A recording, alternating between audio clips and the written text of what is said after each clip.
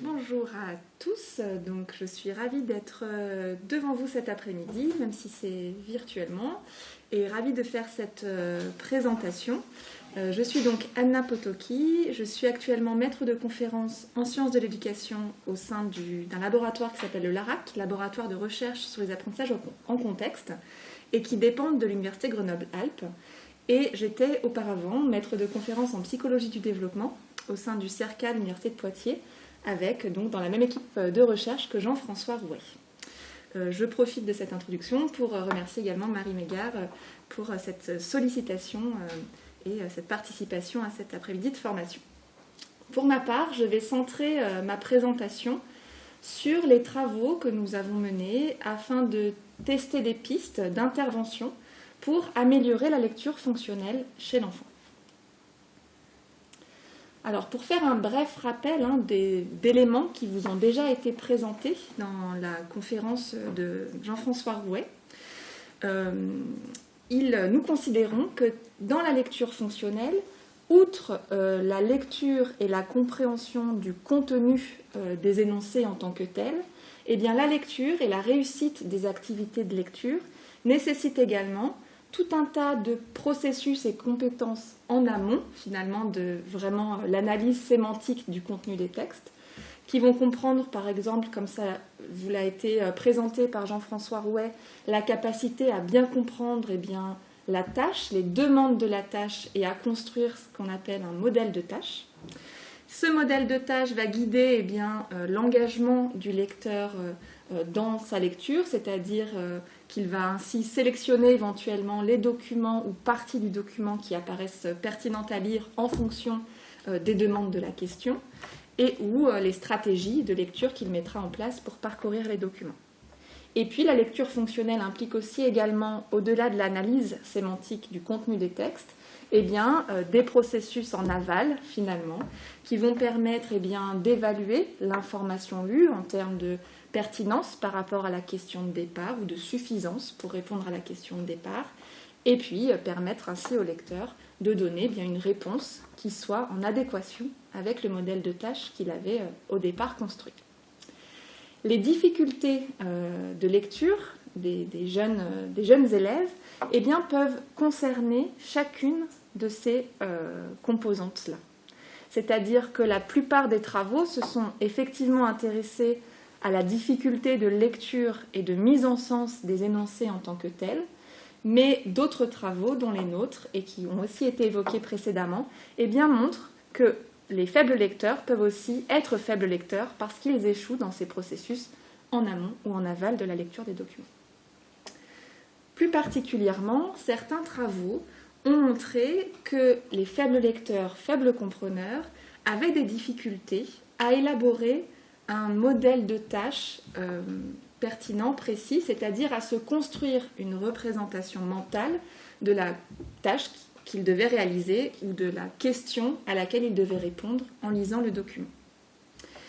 Par ailleurs, dans nos propres travaux, nous avons montré que certains lecteurs, du fait de ce modèle de tâche au départ moins bien spécifié, vont aller avoir plus de difficultés à le garder en mémoire finalement tout le long de l'activité de lecture, jusqu'au moment de donner leur réponse.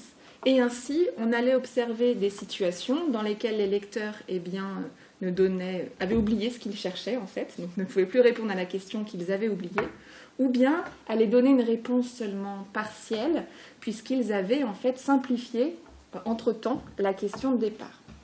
Par exemple, si on leur demandait quelles sont les 2 maladies qui ont fait le plus de morts, certains participants répondaient simplement Ebola. Donc une seule maladie sur les 2 avait simplifié la question, ou d'autres répondaient 1 million de morts, c'est-à-dire qu'ils se rappelaient que c'était quelque chose en rapport avec un nombre de morts, mais ils ne se rappelaient plus précisément la question. Donc cette première étape de construction d'un modèle de tâche qui soit bien spécifié finalement est déjà un élément qui peut poser souci chez les lecteurs et qui peut expliquer leurs faibles compétences en compréhension. Donc sur la base de ce constat, dans une première étude, nous nous sommes intéressés à savoir si une intervention qui viserait à, premièrement, améliorer ce modèle de tâche pouvait en retour améliorer toute la suite du processus de lecture fonctionnelle et améliorer les réponses aux questions de compréhension des élèves.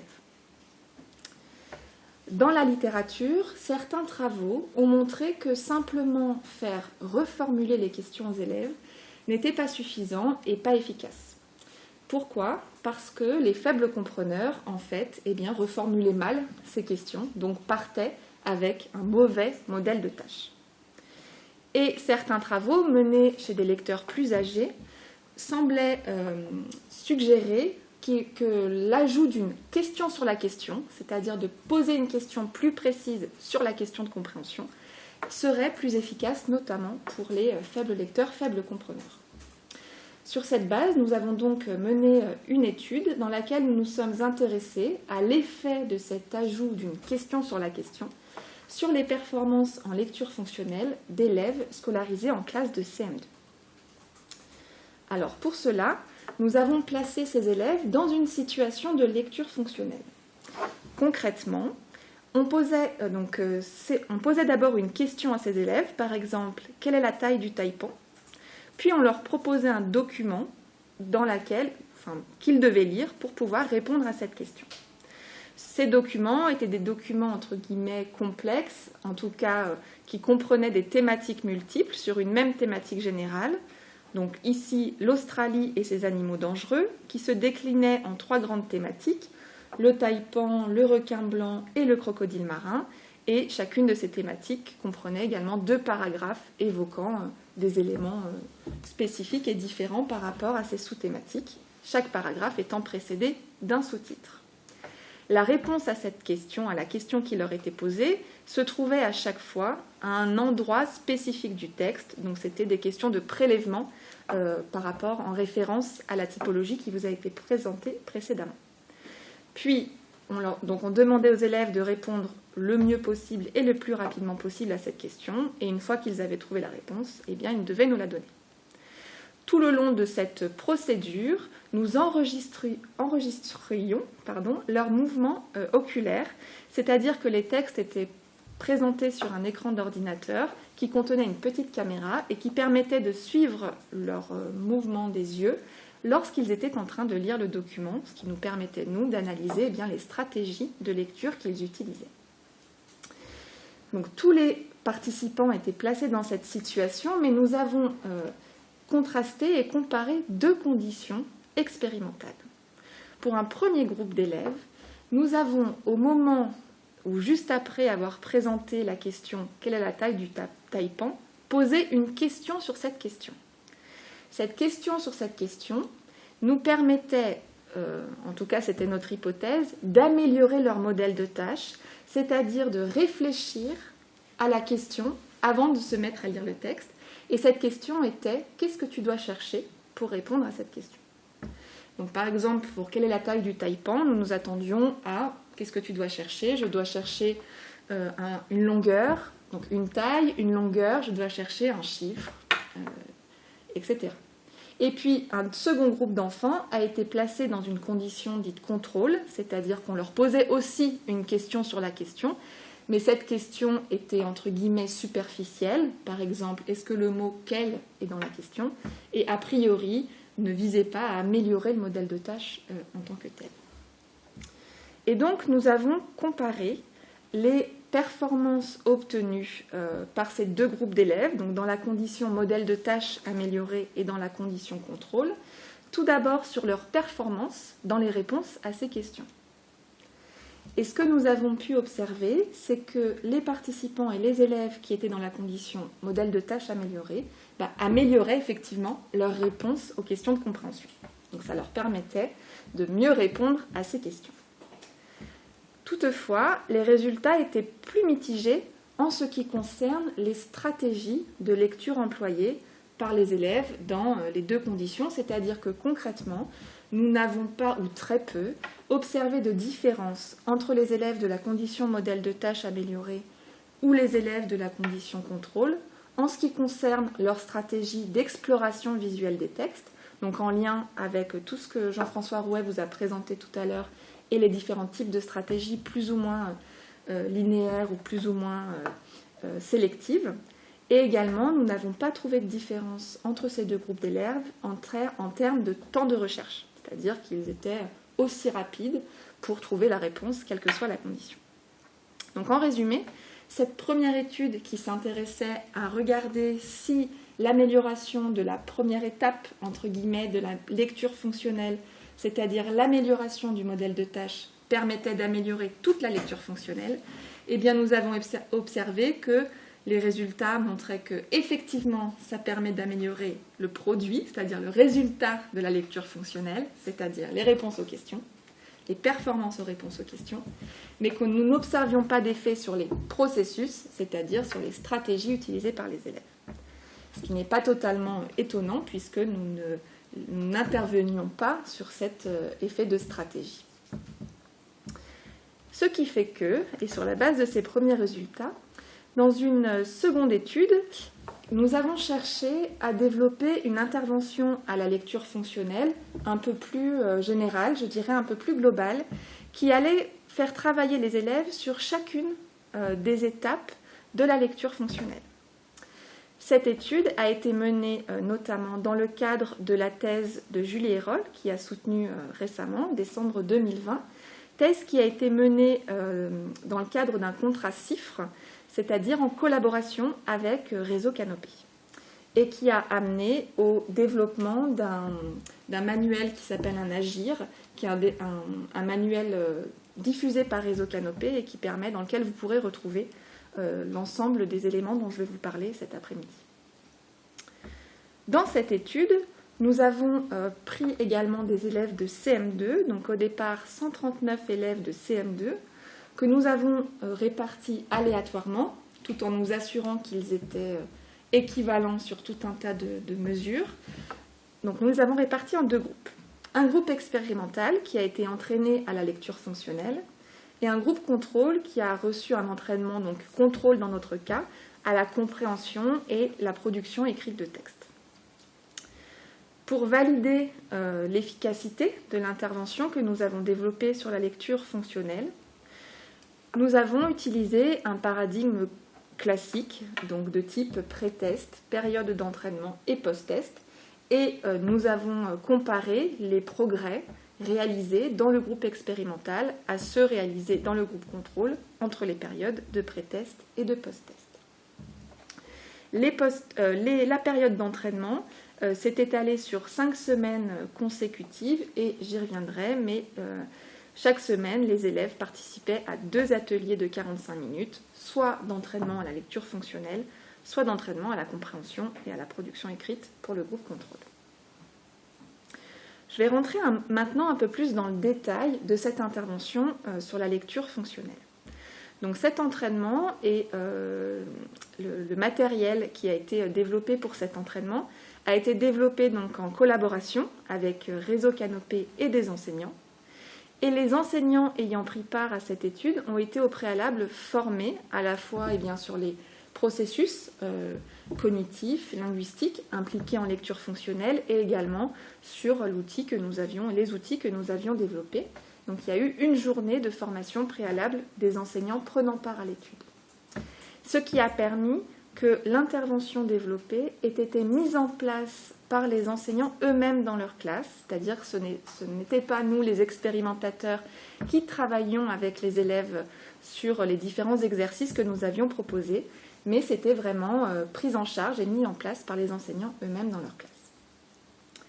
D'une manière générale, cette intervention reprend les principes de l'enseignement explicite, c'est-à-dire qu'à chaque fois, pour chacun des ateliers et des exercices que je vous présenterai juste après, on reprenait les 5 grandes étapes de l'enseignement explicite, à savoir d'abord une petite mise en situation, ensuite un modelage de l'enseignant qui allait expliciter ses propres stratégies pour réaliser l'exercice, ensuite un temps de pratique guidé en paire d'élèves avec donc des feedbacks correctifs, ensuite un temps de pratique autonome, puis un temps de correction et d'objectivation sur ce qui avait été vu et des synthèses sur ce qui avait été vu au cours de l'atelier.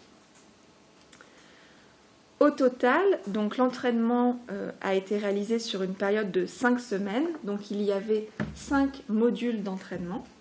Chacun de ces modules s'intéressait plus particulièrement à une étape de la lecture fonctionnelle. Par exemple, le module 1 s'intéressait à tout ce qui concerne le modèle de tâche, c'est-à-dire s'approprier la question. Le module 2, comment organiser sa lecture. Le module 3, transformer l'information lue en réponse. Le module 4, évaluer la qualité de la réponse.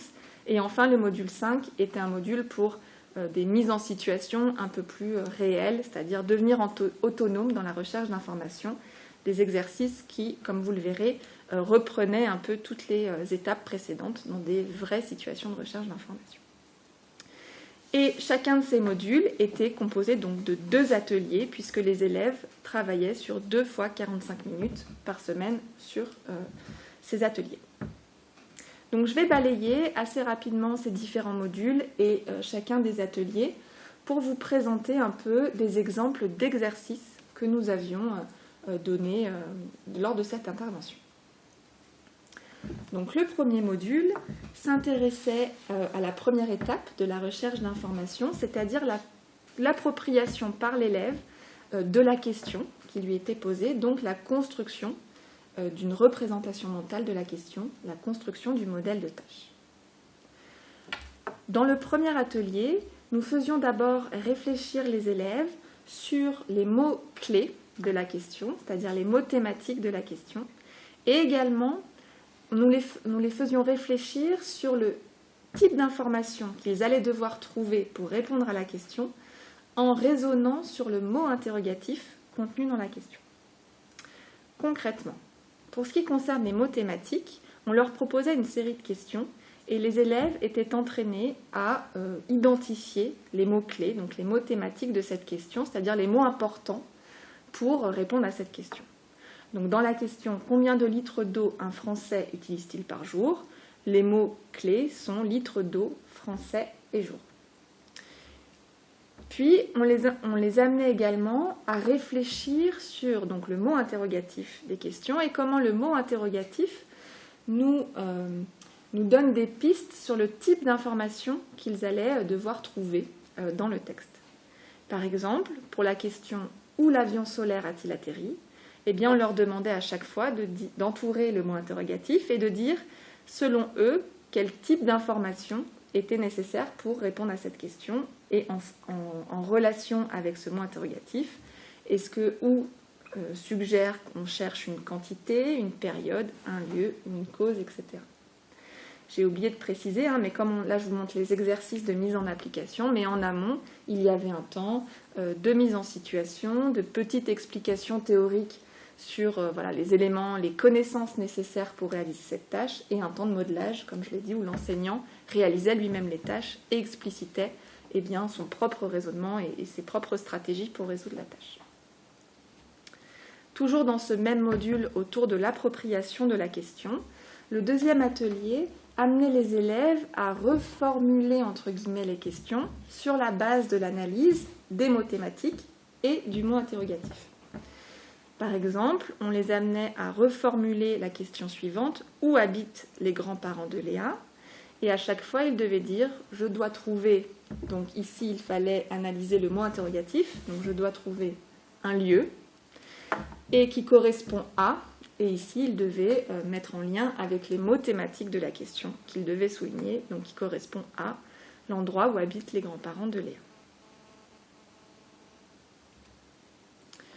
Dans le second module, donc on passe entre guillemets à la deuxième étape de la recherche d'informations qui concerne les stratégies de lecture et les stratégies d'exploration visuelle des textes, notamment en s'appuyant sur les titres et sous-titres, les organisateurs donc métatextuels qui composent un texte et qui permettent effectivement d'avoir une lecture sélective efficiente.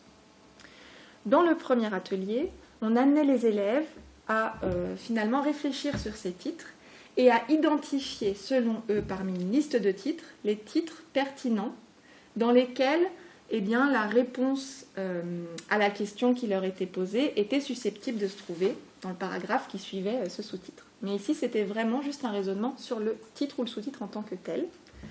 Et par ailleurs, on faisait varier la présence d'éventuels faux indices c'est-à-dire que certains mots pouvaient être marqués typographiquement, donc par exemple mis en majuscule, mis en gras, donc attirer le regard, quand bien même ces mots n'étaient pas pertinents par rapport à la question ou pouvaient induire en erreur. Par exemple, pour la question « Quels sont les apports d'un régime sans sel ?», eh bien, les élèves devaient dire lequel de ces titres parmi les 4 eh bien, était susceptible d'être au-dessus d'un paragraphe qui contenait la réponse à cette question. Donc, est-ce que c'est le régime alimentaire des koalas, la dictature, un régime totalitaire avec régime donc mis en majuscule, mais qui n'est pas pertinent par rapport à la question, limiter avantage du régime sans sel, ou bien la recette du pain sans sel, à nouveau sans sel ici est mis en gras, alors que ce n'est pas pertinent par rapport à la question. Donc, évaluer la pertinence des titres par rapport à la question. Et ici, ce que nous faisons varier, c'était des distracteurs, mais des distracteurs visuels. Dans le second atelier, c'était toujours un travail sur les titres, mais nous nous intéressions à la situation dans laquelle il n'y a pas un recouvrement complet, un matching complet entre les mots de la question et les mots contenus dans les titres, ce qui est une situation souvent retrouvée dans les documents réels. Et pour cela, avant de leur demander de choisir quel titre leur apparaissait le plus pertinent pour répondre à la question, eh bien, on leur demandait d'abord de réfléchir aux synonymes des mots thématiques de la question. Donc la question ici était « Comment les plantes survivent-elles à la sécheresse ?» Et donc les synonymes de survivre pouvaient être survie, résistance, etc. Alors que sécheresse pouvait être remplacée par période chaude, température élevée, etc. Donc ce travail sur essayer de trouver d'autres mots qui veulent dire la même chose que les mots thématiques de la question leur permettait ici de choisir parmi les 4 titres proposés celui qui potentiellement n'était pas totalement concordant avec les mots de la question, mais qui s'en rapprochait le plus, donc la survie des plantes pendant les périodes chaudes. Le troisième module, donc là, finalement, si vous vous rappelez mon petit schéma du départ, j'en étais à la deuxième étape. La troisième étape, ça concerne la lecture et la compréhension du sens des énoncés en tant que tels, qui n'est pas ce que nous souhaitions travailler ici. D'accord ? Donc là, je passe directement à l'étape suivante, finalement, qui est celle de finalement transformer l'information lue en réponse. Ici, l'objectif dans ce module-là était de permettre aux élèves de chercher dans les textes et d'identifier uniquement l'information qui était pertinente pour répondre à leurs questions en évitant les faux indices. Dans un premier atelier, ce travail était effectué sur uniquement un seul paragraphe qui était donné à l'élève avec une question préalable, donc que mangent les jeunes crocodiles marins ? Et les élèves devaient donner une réponse à cette question, mais aussi souligner dans le texte les éléments qui leur permettaient de répondre, tout en évitant les distracteurs. Donc en fait, dans ce paragraphe, je vous en épargne la lecture, mais il est à plusieurs reprises au moins à 2 reprises, question de crocodile qui mange quelque chose, mais ici, c'est bien le jeune crocodile marin auquel il faut s'intéresser, et donc c'est des insectes et des petits poissons qu'il mange. Dans le deuxième atelier de ce même module, le même principe était travaillé, c'est-à-dire que nous cherchions à travailler le même processus, repérer uniquement l'information pertinente dans le texte pour répondre, sauf que cette fois-ci, on était sur des questions qui étaient moins des questions de prélèvement simple, mais qui étaient des questions qui nécessitaient d'intégrer des informations issues de 2 parties du texte, donc de 2 endroits différents du texte, afin de répondre à la question correctement. Donc par exemple, quelles sont les conséquences à court terme de la pollution de l'air et de la pollution du sol ? Eh bien, pour répondre à cette question, il fallait à la fois chercher les conséquences à court terme de la pollution de l'air qui étaient à un endroit du texte au début, et puis les éléments concernant les conséquences à court terme de la pollution du sol qui étaient à la fin, les mettre en relation toutes les deux pour pouvoir répondre correctement à cette question. Enfin, le module 4 concerne la dernière étape finalement de la lecture fonctionnelle qui consiste à évaluer la qualité de sa réponse et la qualité de la réponse trouvée et donnée, à la fois en termes d'exactitude et en termes de suffisance. Donc dans le premier atelier, on travaillait cette idée de exactitude de la réponse en faisant en fait réfléchir les élèves sur une série de réponses données à des questions, donc de réponses fictives qui seraient données par d'autres élèves, par exemple à des questions, et ils devaient juger de l'exactitude de ces réponses données, et s'ils les jugeaient inexactes, de trouver parmi une liste de propositions une justification à ces erreurs. Ici, par exemple, la question était « Depuis combien de temps la Seconde Guerre mondiale est-elle finie ?» Et la série de réponses était 1945, la Seconde Guerre mondiale est finie depuis 75 ans, quand l'armistice a été signé, etc. Nous avions ainsi des erreurs parce que certaines réponses donnaient une date au lieu d'une période, des erreurs parce que la réponse parlait de quand elle a commencé au lieu de quand elle a fini, des erreurs puisque la réponse parlait d'un moment au lieu d'une période, ou des erreurs parce qu'on parlait de la Première Guerre mondiale ou non de la Seconde Guerre mondiale. Donc une réflexion sur le degré d'exactitude et de précision des réponses. Et dans le second atelier, le principe était le même, mais cette fois-ci, on faisait réfléchir les élèves sur la suffisance de la réponse, puisque une des difficultés généralement observées aussi, c'est qu'ils donnent des réponses qui en fait ne sont pas suffisantes pour pouvoir être totalement correctes. Et donc ici, à nouveau, une question donne un avantage et une limite de la trottinette électrique, plusieurs propositions de réponses fictives que les élèves devaient juger. Et donc, à nouveau, des réponses bien sûr correctes, mais aussi incorrectes, puisque ne répondaient qu'à une seule partie de la question, donc donne une limite mais pas un avantage. Ou alors une réponse incorrecte qui manque de précision. Pour exemple, la trottinette électrique a les mêmes avantages et limites que les overboards. C'est pas faux, mais ce n'est pas suffisant, c'est-à-dire que ce n'était pas exactement ce qui était demandé. D'autres réponses incorrectes puisqu'il y avait 2 avantages au lieu d'un seul avantage et une limite, etc. etc.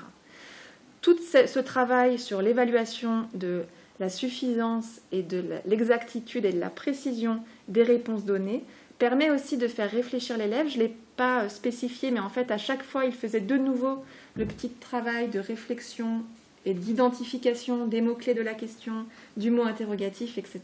Donc une réflexion sur la question qui était posée en elle-même. Et donc nous voulions ici également les amener à réfléchir sur l'importance de mettre en relation le modèle de tâche et la représentation de la question avec la réponse qui était finalement donnée. Donc ce travail de comparaison entre qu'est-ce qui était demandé et qu'est-ce que je réponds finalement. Et enfin, le dernier module était un module finalement où l'idée c'était de leur faire mettre tout ça en même temps, c'est-à-dire de leur faire réaliser des activités de recherche d'informations qui comprenaient à chaque fois des documents. Alors je vais vous les présenter. Donc il y avait des documents et à chaque fois ils devaient répondre à une question de localisation, c'est-à-dire une question de prélèvement par rapport à la typologie qui vous a été présentée tout à l'heure et que vous avez travaillé dans les ateliers, ou une question d'intégration dans lesquelles ils devaient à minima lire 2 parties différentes du texte. Et puis, ce qu'on leur demandait de faire, c'est ici de reprendre toutes les petites stratégies que qu'ils avaient apprises dans les ateliers précédents, c'est-à-dire d'abord bien réfléchir sur la question, je souligne les mots-clés, j'entoure le mot interrogatif, je m'interroge sur le type d'information à trouver. Ensuite, bien regarder les titres et surligner les titres qui semblent pertinents pour répondre à la question. Et ensuite, surligner le passage dans le texte dans lequel se trouve la réponse. Donc là, c'est juste que je vous ai mis la correction. On leur demandait donc à chaque fois, alors là on voit mal les couleurs, mais pour chaque question, ils devaient utiliser un code couleur différent pour qu'on voit bien quelle partie du texte ou quel titre, sous-titre correspondait à la réponse à quelle question. Quelques mots rapidement sur l'entraînement reçu par les élèves du groupe contrôle. Donc dans ce groupe-là, en fait, on voulait quand même qu'il y ait un travail autour des textes écrits. Donc il y a aussi 5 modules, il y a aussi 2 fois 45 minutes par semaine, bien entendu, pour pouvoir être comparable avec l'intervention que nous avons proposée. Et ici, ça prenait toujours la même forme, donc c'était un travail autour de textes qui étaient lus par les élèves.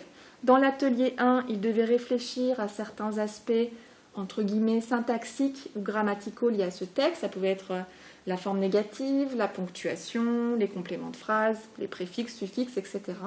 Et dans le deuxième atelier du même module, donc la même semaine, eh bien, ils devaient faire un petit exercice de production eux-mêmes écrite, production d'écrit, en s'appuyant sur le texte qui avait été lu et en travaillant les compétences en lien avec ce qui était travaillé dans le module. Donc, par exemple, la forme négative, donc rédiger un texte à la forme négative, ou les préfixes, suffixes, ou la ponctuation, etc., etc. Donc aussi un travail sur les textes écrits, mais qui n'est pas ciblé, bien sûr, les différentes étapes de la lecture fonctionnelle dont nous avons parlé. Alors nous avons ensuite, bien entendu, pour tester finalement la pertinence, l'efficacité de l'intervention que nous avons proposée, nous avons évalué les élèves, je vous l'ai dit, en pré- et post-test, sur un ensemble de mesures. Et ces mesures relevaient de deux grandes catégories. Tout d'abord, nous avons pris un ensemble de mesures qui permettaient d'évaluer ce qu'on appelle l'effet direct de l'entraînement, c'est-à-dire que ce sont des exercices qui ressemblent beaucoup à ce qui a été travaillé dans les ateliers, c'est-à-dire aux exercices qu'ils ont faits dans les ateliers. Donc il y avait 4 grands exercices pour les 4 grands modules. Donc un exercice dans lequel ils devaient donc réfléchir à la question et transformer la question en un trouver qui correspond à Donc, comme je vous l'ai expliqué tout à l'heure, quand est-ce qu'est né Dali? Il devait à la fois entourer le mot interrogatif, souligner les mots clés de la question et reformuler cette question en trouver une date qui correspond à la naissance de Dali. Second exercice dans ce test de l'effet direct de l'intervention, cette fois-ci, c'est le travail donc sur les titres et la pertinence des titres par rapport à certaines questions. Et donc ici, il devait, comme je vous l'ai présenté pour l'atelier, trouver le titre qui semblait correspondre le mieux à l'information qui était demandée, enfin qui était à retrouver par rapport à la question. Un exercice qui portait donc sur la pertinence, exactitude et suffisance des réponses données.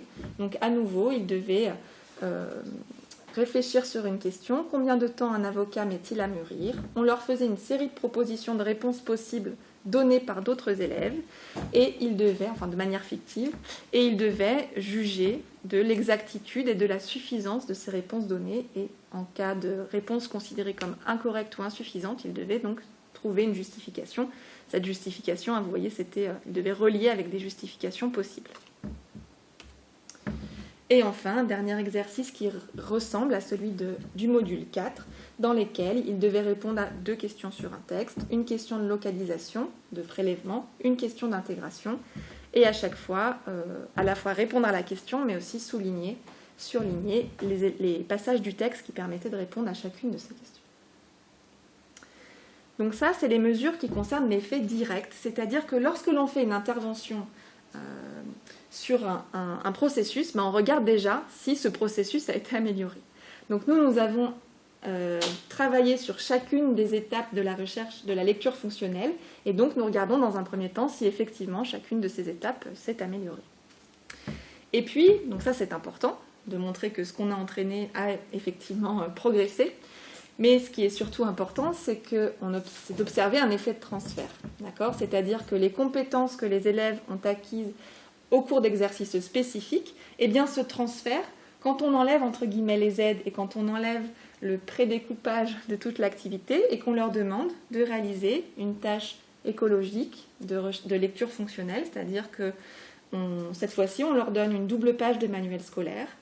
On leur pose au total 6 questions sur cette double page de manuel scolaire, des questions donc, de prélèvement, de compréhension, d'intégration. Et sans leur dire explicitement d'utiliser tout ce qu'ils ont vu dans les ateliers, eh bien, on leur demande juste de répondre à ces questions.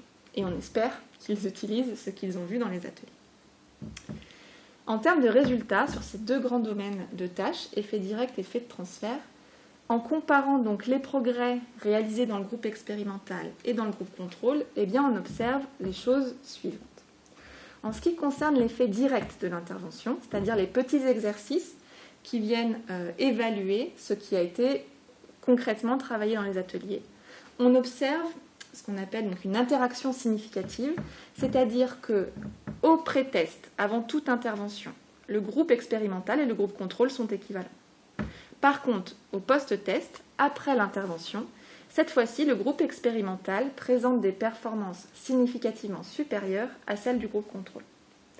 Par ailleurs, ça s'explique par le fait que le groupe expérimental qui est en jaune progresse significativement sur la période, alors que le groupe contrôle qui est en bleu ne progresse pas. Okay. Par contre, pour ce qui concerne l'effet de transfert, justement, sur notre tâche écologique de lecture fonctionnelle, eh bien là, l'effet est moindre, l'interaction n'est pas significative, c'est-à-dire qu'on ne peut pas conclure à un effet vraiment de notre intervention sur cette tâche écologique. Alors, ce que montrent les travaux que je vous ai présentés, c'est qu'il est possible, en fait, d'améliorer la lecture fonctionnelle et d'améliorer ses capacités de lecture un peu plus stratégique des textes, en tout cas de lecture orientée par un but qui est ici, matérialisé par la question à laquelle doit répondre l'élève. Et notamment, on peut faire cela en s'intéressant aux différentes étapes de la lecture fonctionnelle et en gros tout ce qui est en amont et en aval de la mise en sens et de la compréhension du contenu sémantique des textes. D'accord ? C'est ce que nous avons fait nous. Néanmoins, certains de nos effets sont en partie limités. Dans la première étude que je vous ai présentée, où on a juste regardé si on pouvait simplement améliorer le modèle de tâche et améliorer l'intégralité de la lecture fonctionnelle, nous avons vu que ce n'était pas tout à fait le cas, que nous améliorions effectivement les performances des élèves aux questions de compréhension, mais pas les stratégies de lecture qu'ils utilisaient, ni le temps qu'ils mettaient pour répondre. Et dans l'étude d'intervention plus globale que je viens de vous présenter, ici, il y a une limite qui est qu'on observe un faible effet de transfert. Alors, ces résultats et ces limites peuvent s'expliquer notamment par le fait que nous avons réalisé dans ces études-là des interventions qui sont relativement courtes. En effet, dans la première étude, c'est entre guillemets un simple effet de consigne. Et dans la deuxième étude, on était sur une étude qui était seulement sur 5 semaines. Or, on peut supposer, et il est fort probable, que ces entraînements à la lecture fonctionnelle doivent plutôt s'inscrire dans la durée. Et d'ailleurs, la majorité des processus qu'on a travaillés là de manière spécifique dans ces ateliers peuvent en fait tout à fait être travaillés au quotidien dans les tâches globales de lecture-compréhension que l'on propose aux élèves. C'est-à-dire qu'on peut toujours les faire réfléchir dans toutes les tâches finalement qu'on leur propose qui impliquent des questions et de la lecture, ou qui impliquent en tout cas de lire des questions et de comprendre des questions et de comprendre des consignes, et bien en amont de faire la tâche de s'interroger sur les demandes de la question et de s'interroger déjà sur qu'est-ce que je vais pouvoir faire pour répondre à cette question. Et puis on peut aussi dans toutes les activités les faire s'interroger par exemple sur la suffisance de leurs réponses et des réponses qu'ils ont données. Donc ça, c'est un travail peut-être qui doit un peu plus s'inscrire dans le quotidien, et auquel cas, on peut s'attendre à ce que les élèves prennent cet automatisme finalement et l'utilisent dans tout type de situation, y compris quand on ne leur dit pas explicitement de le faire. Alors, dans ce que je vous ai présenté aujourd'hui, j'ai plutôt ciblé les travaux qu'on a menés sur l'intervention. Donc c'est sur la lecture fonctionnelle, mais plutôt sur l'aspect qu'on appelle recherche d'informations dans la lecture fonctionnelle. Et j'ai laissé un peu de côté tout ce qui concerne, qui a été un petit peu évoqué par Jean-François Rouet tout à l'heure, qui concerne l'évaluation de la fiabilité de ce qui a été lu. Et notamment la capacité des élèves à interroger la fiabilité d'une source d'information. Qui me le dit et est-elle compétente et fiable pour me dire cela et pour que je le considère comme vrai et que je le croie. Donc je voulais juste en dire 2 mots. Premièrement, dire que ce travail sur l'évaluation de la fiabilité de l'information lue peut tout à fait être fait au cycle 3. Et donc, à ce niveau-là, on a certains résultats encourageants, notamment donc, de collègues et de notre équipe. Donc, un article, par exemple, une étude de Macedo Rouet et collaborateurs, qui a fait un tel travail chez des élèves de CM1 et de CM2, dans le cadre d'une intervention très courte, en une fois, une seule intervention, où en fait elle faisait discuter les élèves autour de la notion de compétence dans un domaine.